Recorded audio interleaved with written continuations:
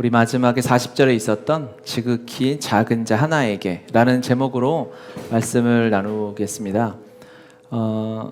이제 오늘이 들어오시면서 받으셨을 텐데, 우리가 이번 한 주간 북한 사역 주간, 조금 소리가 울리는 느낌이 나죠? 이번 한 주간 북한 사역 주간으로 우리가 보냅니다. 그래서 북한에 대한 하나님 아버지의 마음을 오늘 이 시간 나누고 우리가 함께 기도할 텐데요. 이제 어른들 교제고요. 이제 청소년들 또 아이들 교회 학교 교제는 따로 이따 오후에 우리가 2부 모임 시간에 나누도록 할 텐데요. 그래서 오늘 말씀은 말씀을 준비하면서 하나님 주신 마음들이 있잖아요. 있겠죠? 기계가 아니잖아요. 하나님 주신 마음을 받아서 말씀을 전하는데, 오늘 말씀은 우리 지체들에게 조금 불편할 수 있겠다 이런 생각이 들더라고요. 그래서 뭐 그렇게까지 이게 제가 말씀을 나누면서도 여러분이 설교를 들으면서도 마음속에 물음표가 생길 수도 있겠다 싶은 생각이 들었어요. 그러면 그냥 주무시지 말고 성령께서 하시는 음성이 우리에게 들렸으면 좋겠습니다. 할렐루야. 우리가 마태복음 25장을 읽었는데요. 25장은 24장과 이렇게 이어집니다. 장이 다르다고 다른 내용은 아니고요. 하나의 한 장소에서 주님이 하신 말씀이 쭉 이어져서 이제 우리가 25장의 마지막 말씀을 읽었고, 마태복음 26장부터는 주님의 순환이 시작이 이제 되죠. 마태복음 24장은 어떤 말씀인가요, 여러분? 마태복음 24장은 예수님께서 말세에 관한 말씀을 해주시죠. 주님이 23장 마지막에 성전이 무너질 것에 대해서 말씀하셔요. 그랬더니 제자들이 깜짝 놀라죠. 성전은 이스라엘 유대인들에게는 엄청난 상징이잖아요. 그런데 성전이 무너질 것이다 얘기했더니 이제 이 제자들의 마음에 궁금증과 두려움이 들어오는 거예요. 말세, 그 말세가 있다는데 말세에는 어떤 일이 있습니까? 주님께 물어보니까 예수님께서 말세는 이런 일이 있을 거야. 지진이 있고 기근이 있고 민족이 민족을, 나라가 나라를 대적할 것인데 하지만 그것은 재난의 이제 시작이다. 말세의 시작이다. 그러면서 가증한 것이 거룩한 곳에 선 것을 보거든 그때가 말세인 줄 알고 더 긴장하고 깨어 있어야 한다라고 말씀하시면서 열처녀의 비유를 말씀해 주십니다. 열처녀의 비유가 무엇이냐면 이제 신랑을 기다리는 신부의 이야기죠. 신랑이 언제 올 줄 몰라서 깨어 기다려야 하는데 5 신부는 기름을 준비하고 5 신부는 기름을 준비하지 못하죠. 그래서 신랑이 온다는 전가를 받고, 야, 너 기름 좀 나눠줘라. 신랑을 맞으러 나가야지. 그랬는데 이걸 어떻게 나눠줍니까? 안 됩니다. 가서 당신은 사오십시오. 사러 간 사이에 신랑이 와버리는, 그래서 깨어 있어야 하는 그것에 대한 말씀을 해주시고, 그리고 이제 25장으로 오면은 우리가 또 잘 아는 달란트 비유를 주시는 거죠. 1달란트 받은 사람, 5달란트 받은 사람, 10달란트 받은 사람에 대한 이야기가 나옵니다. 그러면서 하나님이 주신 것, 그 마지막 주인이 돌아왔을 때에 내가 너희에게 복을 주고 은사를 주고 달란트를 주었는데 그것을 너희들이 어떻게 하였느냐 라고 하나님께서 셈하신다, 계수하신다 라는 말씀이죠. 그러니까 주인이 올 때가 다가오면 게으르지 말고 하나님이 주신 것들을 어떻게 주인의 뜻에 맞게 사용하고 있는가를 돌아봐야 하는, 그렇게 우리가 이제 적용하고 깨닫게 되죠. 그리고 나오는 말씀이 31절부터 우리가 읽었던 말씀입니다. 인자가, 31절을 다시 볼까요? 인자가 자기 영광으로 모든 천사와 함께 올 때에 주님이 재림하십니다. 할렐루야. 예수님이 재림하셨는데 그때 무엇을 하시냐면 양과 염소를 나누신대요. 양은 하나님의 말씀에 순종하여 살았던 하나님의 백성들이겠죠. 염소는 어떻게 평가를 받나요? 염소는 저 비참한 곳에 가서 저 밖으로 쫓겨나서 슬피 울며 이를 갈미 있을 거라라고 너무나 상상만 해도 힘들고 어려운 하나님의 심판에 대한 말씀을 하시는 거예요. 그러면서 양은 왜 그들이 양으로 대접을 받고 하나님 앞에 칭찬받았을까? 염소는 왜 그러지 못했을까에 대해서 오늘 자세하게 이제 35절부터 설명을 하고 있는데요. 우리 본문 35절을 다 같이 한번 다시 읽어볼까요? 내가 줄일 때에 너희가 먹을 것을 주었고 때에 마시게 하였고 나그네 되었을 때에 영접하였고 헐벗었을 때에 옷을 입혔고 병들었을 때에 돌보았고 옥에 갇혔을 때에 와서 보았느니라. 이렇게 말씀합니다. 6가지의 어려운 상황에 처한 사람들을 돌보았어요. 그랬더니 하나님께서 그들을 칭찬하시고 하나님의 나라를 유업으로 주기에 합당한 자다라고 말씀하십니다. 6명의 사람 어떤 사람이죠? 줄였던 사람이고요. 목말랐던 사람, 나그네 되면서 세상에 정 붙일 곳 없이 갈 곳 없이 돌아다니는 많이 가지지 못한 사람이겠죠. 난민 같은 사람이겠죠. 저소득층이겠죠. 헐벗었던 사람, 돈이 없어서 옷을 입을 수 없었던, 병들고 아픈 사람, 억울하게 옥에 갇혀서 신음하는 사람들, 그런 사람들을 돌보고 보살피고 그들과 함께하는 삶을 살았어요. 그랬더니 그런 사람들은 어떤 상급이 있어요? 천국을 유업으로 물려받는 하나님 나라에 합당한 삶을 살아가게 되는 거예요. 반대로 그렇지 못했던 주변에 목마른 사람, 배고픈 사람, 헐벗은 사람, 병든 사람이 있는데 그들을 돌보지 않고 그냥 내 인생, 내가 좋아하는 대로 내 뜻대로 살았던 사람은 하나님 나라에 합당하지 않은 사람이었어요. 여러분, 이 말씀을 우리가 어떻게 이해할까요?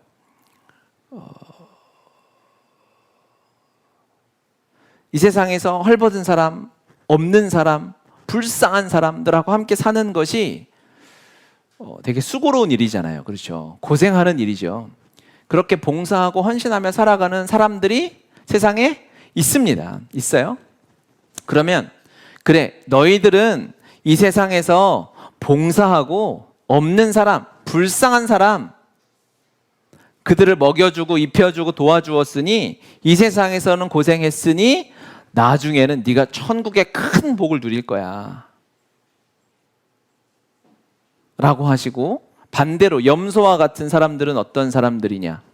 너희들은 이 세상에서 남들은 돌보지 않고 화려하게 아주 많은 것들을 누리고 살았으니까 죽어서는 고생할 것이다. 이런 비슷한 비유가 있죠. 부자와 거지 나사로, 이런 비유가 있잖아요. 우리가 이 말씀을 그렇게만 이해하면 안 되는 거예요. 사실은 이 말씀은 그렇게 이해하라고 주신 말씀이 아니에요.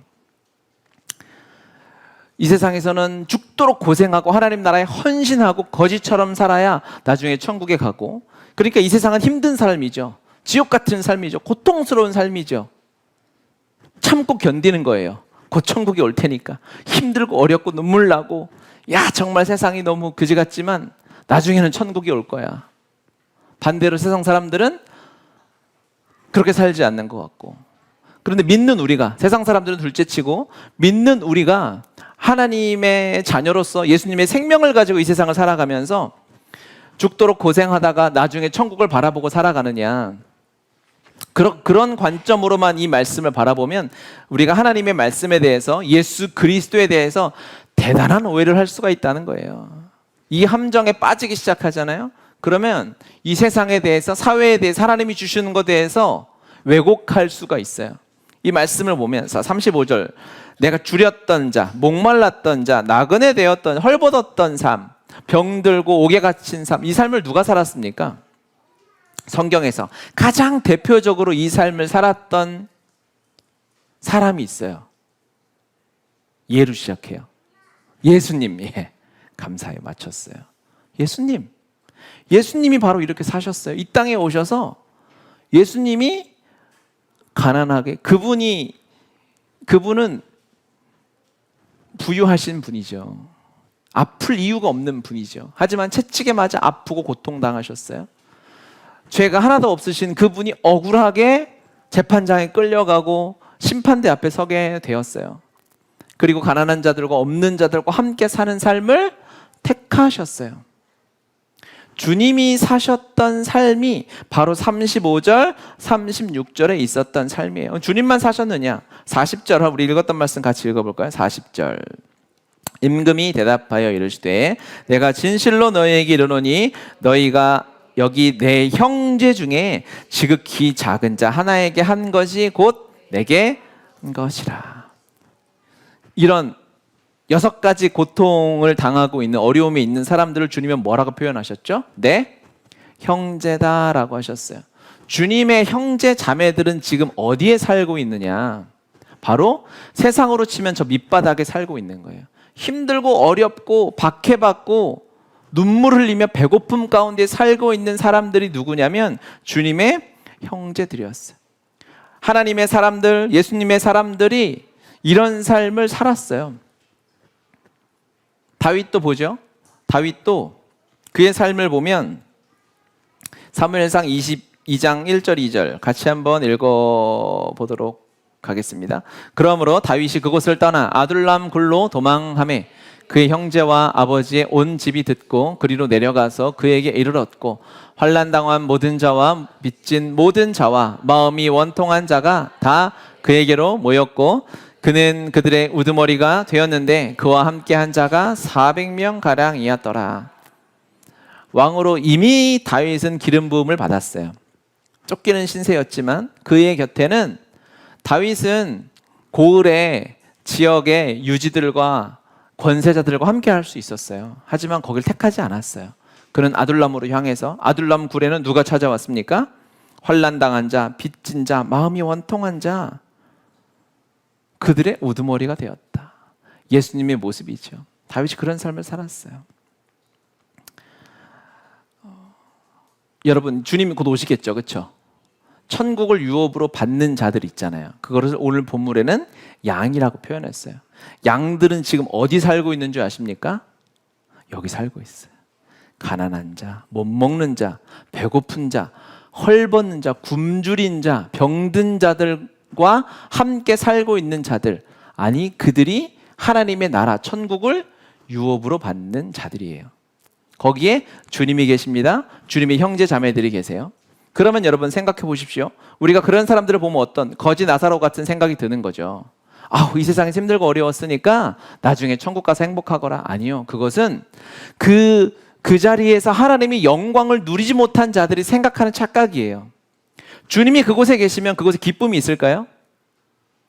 주님이 이 시대에 지금 계시고 임재하신다면 어디에 계시냐면 바로 이곳에 계시거든요. 이 낮고 낮은 곳에 계시거든요. 그러면 그곳에 가면 하나님의 영광을 누릴 수 있을까요? 누릴 수 있어요. 주님이 계시니까, 하나님의 사랑이 있으니까요.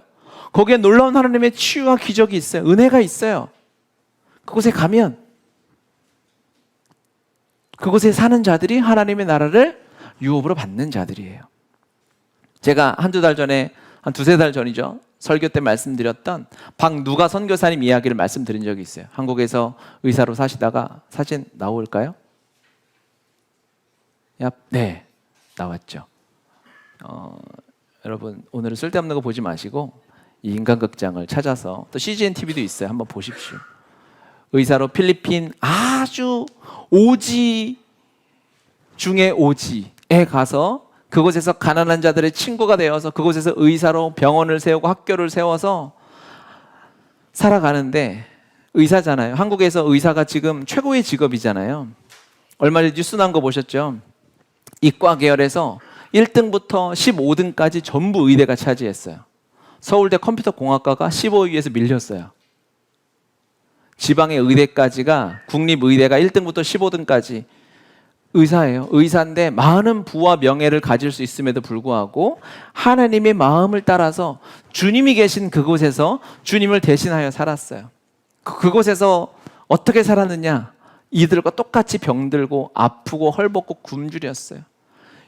그곳에서 걸릴 수 있는 풍토병을 다 걸렸죠. 장티푸스, 콜레라, 이질 이런 걸 다 걸리고, 간암에 걸리고, 췌장암에 걸리고, 결국 그렇게, 저 보여주세요 이제. 그렇게 여기 치워주세요. 이분만 계속 묵상하고 있으니까 주님을 봐야지. 그렇게 사셨는데, 그분의 다큐멘터리 그것을 보면 힘들고 어려움은 있죠. 하지만 그분이 여기서 내가 이 고생하지만 곧 죽으면 천국 가리라 이렇게 살지 않았어요. 이 선교사님은 그곳에서 천국을 살고 있더라고요. 그 하나님의 사람이 있는 곳에, 주님이 계신 곳에서 사니까 그곳에서 천국을 누리는 삶을 사다가 주님 품 안으로 가셨다는 것입니다. 여기서 이제 우리 스스로에게 질문을 한번 던져 봐야겠죠. 여러분, 우리는 지금 어디에 살고 있는가? 우리가 살아가는 위치는 지금 어디인가? 이 말씀을요, 야, 그래, 너희들 많이 가졌으니까 봉사도 해야지, 가난한 자도 돌봐야지, 그렇게만 적용하면 어렵습니다. 그게 힘든 거예요. 그거는 내가 아주 나이스한 곳에서, 대도시에서 잘 갖추어진 곳에서 편안하게 사는데 시간 조금 들여서 그들에게 나누어 주고 그들을 섬기고. 여러분, 이게 왜 어려운 줄, 이게 왜 안 되는 줄 아십니까, 여러분? 이 사회가 그러한 삶을 살도록 허용하지 않았어요. 우리가 지금 살아가는 세상이 자본주의고 자유민주주의 시대를 살고 있잖아요. 주님이 사셨던 이 지극히 작은 자 하나에게 베풀고 섬기는 것은요, 대가 없는, 조건 없는 섬김이에요. 내가 섬겼어요. 내가 100만 원, 1000만 원, 1억을 섬겼는데 그 대가로 나한테 고맙다는 말 한 말 들을 기대가 없을 때 이 섬김이 가능한 거예요. 주님이 우리에게 그렇게 하셨죠.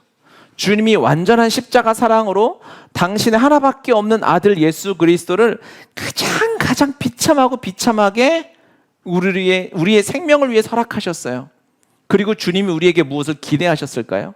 야, 내 아들 바쳤으니까 너 봉사해야지, 너 헌금해야지, 너 예배 드려줘야지, 너 전도해야지 라고 하나님이 원하실까요? 하나님은 전혀 원하시지 않습니다. 그런 마음이 있다면 내가 하나님 앞에 받았으니까 헌금도 좀 드려야지, 그거 하나님을 거짓 취급하는 거예요. 그런 마음으로 하나님께 드리는 게 헌금이 아니죠. 11조를 누가 그런 마음으로 드리나요? 아니죠. 주님의 것 주님께 돌려드리고, 아무리 드려도 갚을 수 없으나 나에게 주어진 이 작은 것이 하나님 나라를 위해서 혹시라도 쓰여진다면 그것이 영광이고 감사고 감격이니까 하나님께 드리는 거 아니겠습니까? 그렇죠. 우리 마지막에 40절에 있었던 지극히 작은 자 하나에게 라는 제목으로 말씀을 나누겠습니다. 이제 오늘이 들어오시면서 받으셨을 텐데, 우리가 이번 한 주간 북한 사역 주간, 조금 소리가 울리는 느낌이 나죠? 이번 한 주간 북한 사역 주간으로 우리가 보냅니다. 그래서 북한에 대한 하나님 아버지의 마음을 오늘 이 시간 나누고 우리가 함께 기도할 텐데요. 이제 어른들 교제고요. 이제 청소년들 또 아이들 교회학교 교제는 따로 이따 오후에 우리가 2부 모임 시간에 나누도록 할 텐데요. 그래서 오늘 말씀은 말씀을 준비하면서 하나님 주신 마음들이 있잖아요. 있겠죠? 기계가 아니잖아요. 하나님 주신 마음을 받아서 말씀을 전하는데, 오늘 말씀은 우리 지체들에게 조금 불편할 수 있겠다 이런 생각이 들더라고요. 그래서 뭐 그렇게까지 이게 제가 말씀을 나누면서도, 여러분이 설교를 들으면서도 마음속에 물음표가 생길 수도 있겠다 싶은 생각이 들었어요. 그러면 그냥 주무시지 말고 성령께서 하시는 음성이 우리에게 들렸으면 좋겠습니다. 할렐루야. 우리가 마태복음 25장을 읽었는데요. 25장은 24장과 이렇게 이어집니다. 장이 다르다고 다른 내용은 아니고요. 하나의 한 장소에서 주님이 하신 말씀이 쭉 이어져서 이제 우리가 25장의 마지막 말씀을 읽었고, 마태복음 26장부터는 주님의 순환이 시작이 이제 되죠. 마태복음 24장은 어떤 말씀인가요, 여러분? 마태복음 24장은 예수님께서 말세에 관한 말씀을 해주시죠.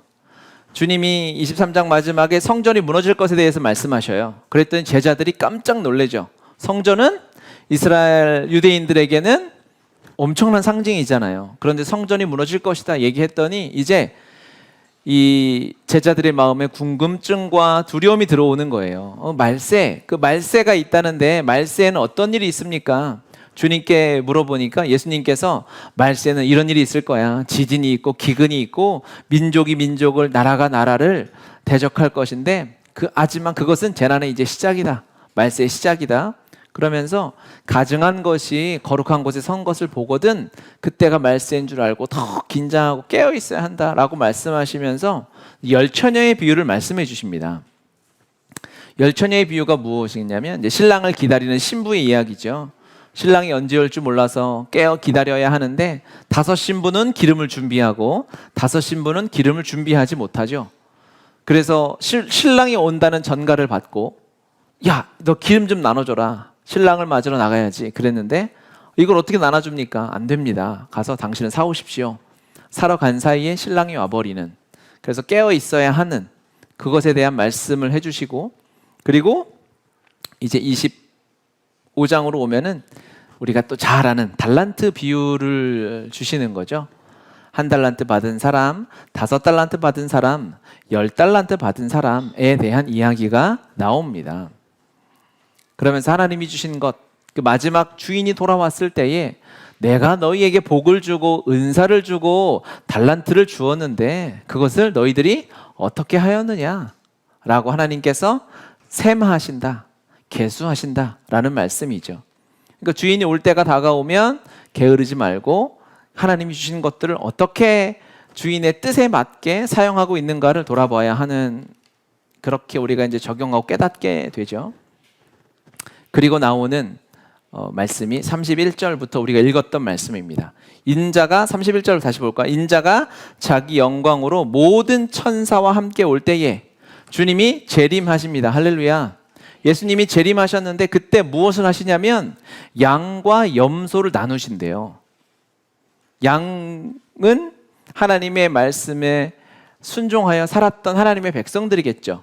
염소는 어떻게 평가를 받나요? 염소는 저 비참한 곳에 가서 저 밖으로 쫓겨나서 슬피 울며 이를 갈미 있을 거라라고 너무나 상상만 해도 힘들고 어려운 하나님의 심판에 대한 말씀을 하시는 거예요. 그러면서 양은 왜 그들이 양으로 대접을 받고 하나님 앞에 칭찬받았을까? 염소는 왜 그러지 못했을까에 대해서 오늘 자세하게 이제 35절부터 설명을 하고 있는데요. 우리 본문 35절을 다 같이 한번 다시 읽어볼까요? 내가 줄일 때에 너희가 먹을 것을 주었고 때에 마시게 하였고 나그네 되었을 때에 영접하였고 헐벗었을 때에 옷을 입혔고 병들었을 때에 돌보았고 옥에 갇혔을 때에 와서 보았느니라, 이렇게 말씀합니다. 6가지의 어려운 상황에 처한 사람들을 돌보았어요. 그랬더니 하나님께서 그들을 칭찬하시고 하나님의 나라를 유업으로 주기에 합당한 자다라고 말씀하십니다. 6명의 사람, 어떤 사람이죠? 줄였던 사람이고요, 목말랐던 사람, 나그네 되면서 세상에 정 붙일 곳 없이 갈 곳 없이 돌아다니는 많이 가지지 못한 사람이겠죠. 난민 같은 사람이겠죠. 저소득층이겠죠. 헐벗었던 사람, 돈이 없어서 옷을 입을 수 없었던, 병들고 아픈 사람, 옥에 갇혀서 억울하게 옥에 갇혀서 신음하는 사람들, 그런 사람들을 돌보고 보살피고 그들과 함께하는 삶을 살았어요. 그랬더니 그런 사람들은 어떤 상급이 있어요? 천국을 유업으로 물려받는 하나님 나라에 합당한 삶을 살아가게 되는 거예요. 반대로 그렇지 못했던, 주변에 목마른 사람, 배고픈 사람, 헐벗은 사람, 병든 사람이 있는데 그들을 돌보지 않고 그냥 내 인생 내가 좋아하는 대로 내 뜻대로 살았던 사람은 하나님 나라에 합당하지 않은 사람이었어요.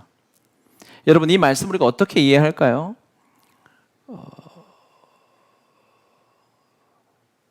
이 세상에서 헐벗은 사람, 없는 사람, 불쌍한 사람들하고 함께 사는 것이 되게 수고로운 일이잖아요. 그렇죠? 고생하는 일이죠. 그렇게 봉사하고 헌신하며 살아가는 사람들이 세상에 있습니다. 있어요? 그러면 그래, 너희들은 이 세상에서 봉사하고 없는 사람, 불쌍한 사람, 그들을 먹여주고 입혀주고 도와주었으니 이 세상에서는 고생했으니 나중에는 네가 천국의 큰 복을 누릴 거야 라고 하시고, 반대로 염소와 같은 사람들은 어떤 사람들이냐? 너희들은 이 세상에서 남들은 돌보지 않고 화려하게 아주 많은 것들을 누리고 살았으니까 죽어서는 고생할 것이다. 이런 비슷한 비유가 있죠. 부자와 거지 나사로, 이런 비유가 있잖아요. 우리가 이 말씀을 그렇게만 이해하면 안 되는 거예요, 사실은. 이 말씀은 그렇게 이해하라고 주신 말씀이 아니에요. 이 세상에서는 죽도록 고생하고 하나님 나라에 헌신하고 거지처럼 살아야 나중에 천국에 가고, 그러니까 이 세상은 힘든 삶이죠. 지옥 같은 삶이죠. 고통스러운 삶이죠. 참고 견디는 거예요. 곧 천국이 올 테니까. 힘들고 어렵고 눈물 나고, 야 정말 세상이 너무 그지 같지만 나중에는 천국이 올 거야.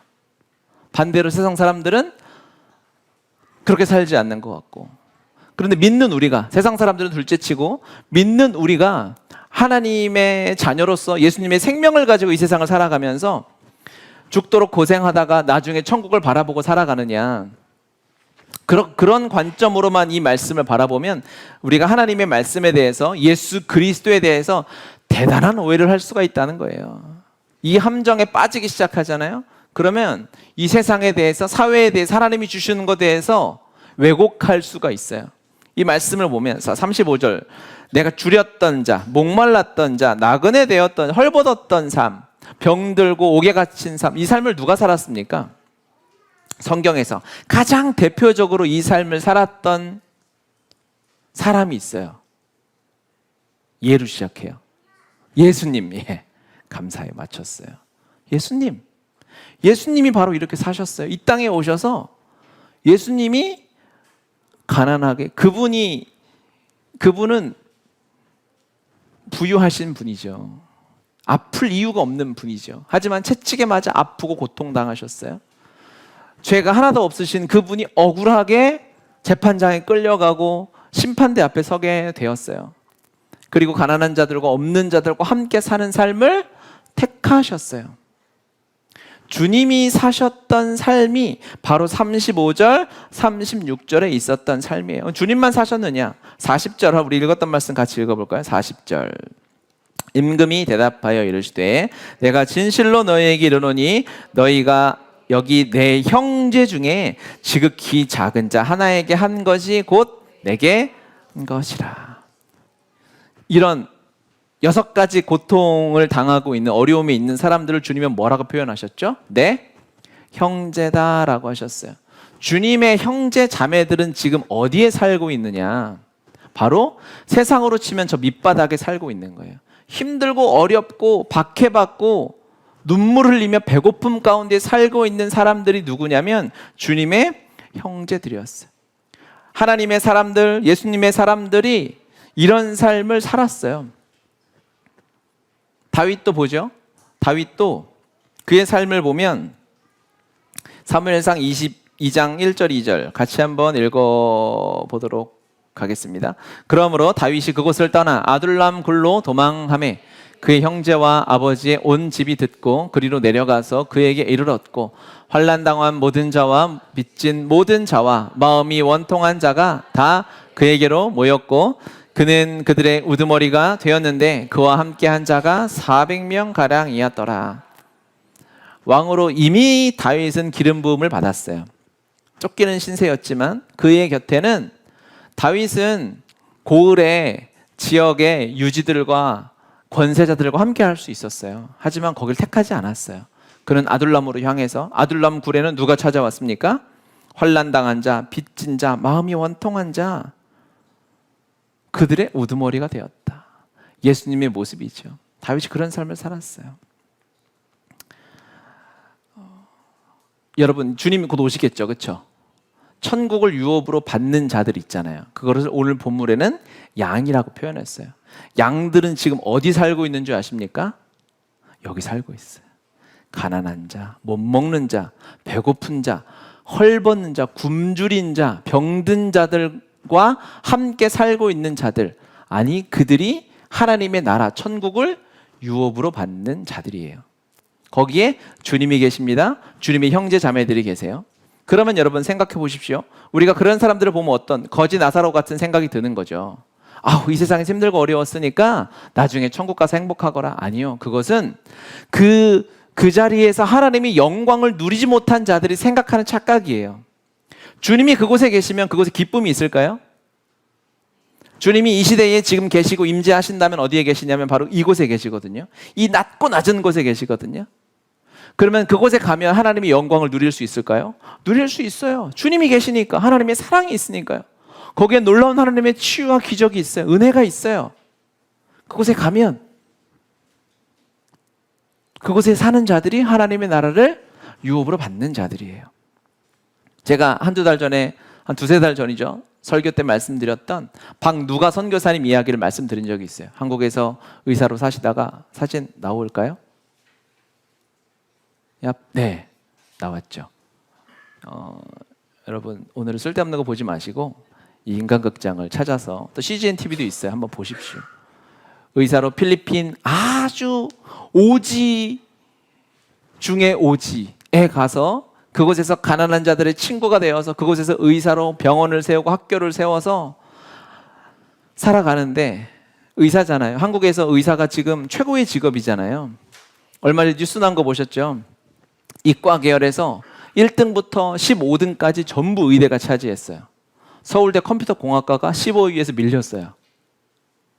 지방의 의대까지가, 국립의대가 1등부터 15등까지 의사예요. 의사인데 많은 부와 명예를 가질 수 있음에도 불구하고 하나님의 마음을 따라서 주님이 계신 그곳에서 주님을 대신하여 살았어요. 그곳에서 어떻게 살았느냐? 이들과 똑같이 병들고 아프고 헐벗고 굶주렸어요. 그곳에서 걸릴 수 있는 풍토병을 다 걸렸죠. 장티푸스, 콜레라, 뭐 이질 이런 걸 다 걸리고, 간암에 걸리고 췌장암에 걸리고, 결국 그렇게, 저 보여주세요. 이제 그렇게, 여기 치워주세요. 이분만 계속 묵상하고 있으니까 주님을 봐야지. 그렇게 사셨는데, 그분의 다큐멘터리 그것을 보면 힘들고 어려움은 있죠. 하지만 그분이 여기서, 야, 내가 이 고생하지만 곧 죽으면 천국 가리라, 이렇게 살지 않았어요. 이 선교사님은 그곳에서 천국을 살고 있더라고요. 그 하나님의 사람이 있는 곳에, 주님이 계신 곳에서 사니까 그곳에서 천국을 누리는 삶을 사다가 주님 품 안으로 가셨다는 것입니다. 여기서 이제 우리 스스로에게 질문을 한번 던져봐야겠죠. 여러분, 우리는 지금 어디에 살고 있는가? 우리가 살아가는 위치는 지금 어디인가? 이 말씀을요, 야, 그래, 너희들 많이 가졌으니까 봉사도 해야지, 가난한 자도 돌봐야지, 그렇게만 적용하면 어렵습니다. 그게 힘든 거예요. 그거는 내가 아주 나이스한 곳에서, 대도시에서 잘 갖추어진 곳에서 편안하게 사는데 시간 조금 들여서 그들에게 나누어 주고 그들을 섬기고, 여러분 이게 왜 어려운 줄, 이게 왜 안 되는 줄 아십니까? 여러분, 이 사회가 그러한 삶을 살도록 허용하지 않았어요. 우리가 지금 살아가는 세상이 자본주의고 자유민주주의 시대를 살고 있잖아요. 주님이 사셨던 이 지극히 작은 자 하나에게 베풀고 섬기는 것은요, 대가 없는, 조건 없는 섬김이에요. 내가 섬겼어요. 내가 100만 원, 1000만 원, 1억을 섬겼는데 그 대가로 나한테 고맙다는 말 한 말 들을 기대가 없을 때 이 섬김이 가능한 거예요. 주님이 우리에게 그렇게 하셨죠. 주님이 완전한 십자가 사랑으로 당신의 하나밖에 없는 아들 예수 그리스도를 가장 비참하게 우리의 생명을 위해 설악하셨어요. 그리고 주님이 우리에게 무엇을 기대하셨을까요? 야, 내 아들 바쳤으니까 너 봉사해야지, 너 헌금해야지, 너 예배 드려줘야지, 너 전도해야지 라고 하나님이 원하실까요?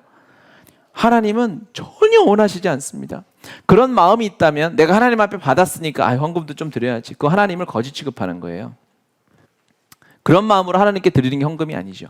11절을 누가 그런 마음으로 드리나요? 아니죠. 주님의 것 주님께 돌려드리고, 아무리 드려도 갚을 수 없으나 나에게 주어진 이 작은 것이 하나님 나라를 위해서 혹시라도 쓰여진다면 그것이 영광이고 감사고 감격이니까 하나님께 드리는 거 아니겠습니까? 그렇죠. 이 원리가 여러분 동일해요.